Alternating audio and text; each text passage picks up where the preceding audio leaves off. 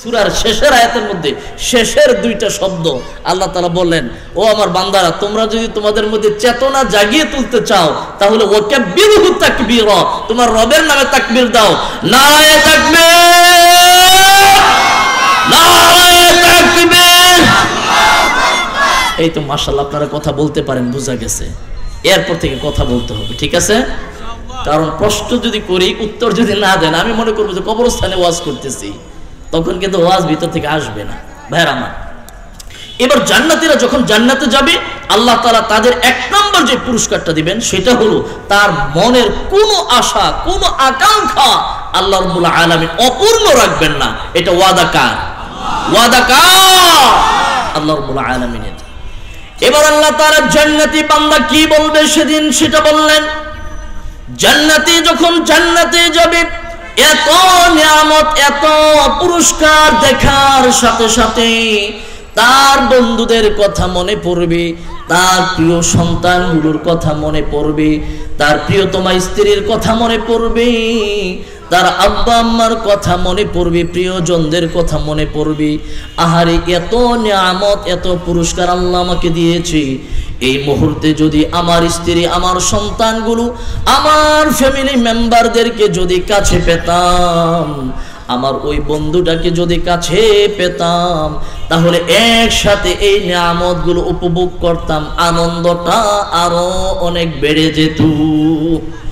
যখন বান্দা চিন্তা করবে আমার ওই মানুষটা কোথায়, সাথে সাথে আল্লাহ রাব্বুল আলামিন ওই বান্দার চাহিদা অনুযায়ী তার বন্ধুটা কোথায় আছে, তার ফ্যামিলি মেম্বার গুলো কোথায় আছে, ওই দৃশ্যটা, ওই এরিয়াটা ওই জান্নাতি বান্দার সামনে তুলে ধরবে। বান্দা যখন জান্নাতি মানুষটা, যখন তার প্রিয় মানুষটার দৃশ্যটা দেখবে, অবস্থাটা দেখবে, আশ্চর্য হয়ে জিজ্ঞেস করবে একটি প্রশ্ন, মা সালাকাকুম ফি সাকার। বন্ধুরে, ও আমার প্রাণ প্রাণ প্রিয় স্ত্রী, প্রিয়তমা স্ত্রী, ও আমার সন্তান, ও আমার ফ্যামিলি মেম্বার, তোমাকে এত করুণ অবস্থা দেখা যাচ্ছে কেন? তুমি এত বিপদে কেন? তোমার মনটা এমন মলিন কেন? তোমার চতুর্দিক দিয়ে এরকম সাপ বিচ্ছু কেন? তোমাকে এরকম কষ্টের মধ্যে দেখা যাচ্ছে কেন? এই প্রশ্নটা জান্নাতীরা ওই মানুষকে করবে। ওই মানুষটা তখন জবাব দিবে, দোস্তরে, ও আমার কাছের মানুষ, দুনিয়াতে মাত্র 4টা অপরাধ করার কারণে আল্লাহ রাব্বুল আলামিন আজকে আমাকে কঠিন মুসিবতের মধ্যে রেখেছি। কয়টা অপরাধ? সবাই বলেন কয়টা? আরো জোরে। 4টা অপরাধ। আজকে সেই 4টা অপরাধ কি কি আমরা আলোচনা করব, আলোচনা শুনবো, আর শোনার পরে এখানে আলোচনা রেখে তারপর ফ্রেশ হয়ে বাসায় যাব, নাকি সাথে করে নিয়ে যাব? সাথে করে নিয়ে যাব, যেন অন্তত পক্ষে আমাদের দ্বারা এই অপরাধগুলো না হয়। সেদিন যেন আমাকে আফসোস করে এই কথা বলতে না হয় যে এই 4টা অপরাধ করার কারণে আল্লাহ রাব্বুল আলামিন আমাকে এই শাস্তিটা দিয়েছেন। এই আফসোসটা যেন সেদিন না করতে হয়। এবার জান্নাতি বন্ধু জিজ্ঞেস করবে, মা সালাকাকুম ফি সাকার। দোস্তরে, তোমার এরকম করুণ পরিণতি কেন? এত বিপদ কেন? এত মুসিবত কেন? ওই জাহান্নামী মানুষটা সেদিন জবাব দিবে। 1 নাম্বার জবাব হলো, ক্বালু লাম নাকু মিনাল মুসাল্লিন। দোস্তরে, একসাথে চলাফেরা করেছি, একসাথে ঘর সংসার করেছি। সন্তান ডাক দিয়ে বলবে, আব্বা, আপনার সাথে একসাথে কত খাওয়া দাওয়া করেছি, আপনি নামাজে গিয়েছেন। স্ত্রী ডাক দিয়ে বলবে, স্বামী, আপনি নামাজ পড়েছিলেন।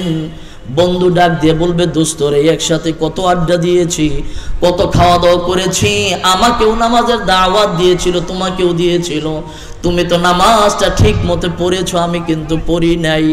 আজকে এই কঠিন মুসিবতের মধ্যে, এমন কঠিন শাস্তির মধ্যে আমাকে রেখেছে। 1 নাম্বার অপরাধ হলো, দুনিয়ায় যখন ছিলাম তোমরা নামাজ পড়লেও আমি নামাজ পড়ি নাই।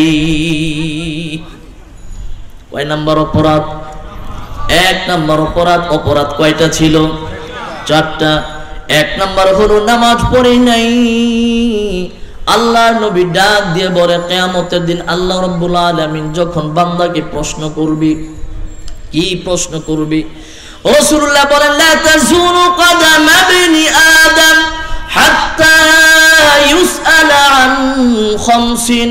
ও আল্লাহর বান্দারা শোনো, কিয়ামতের দিন আল্লাহ রাব্বুল আলামিন তোমাদের প্রত্যেককে, প্রতিটা আদম সন্তানকে মাত্র 5টা প্রশ্ন করবে।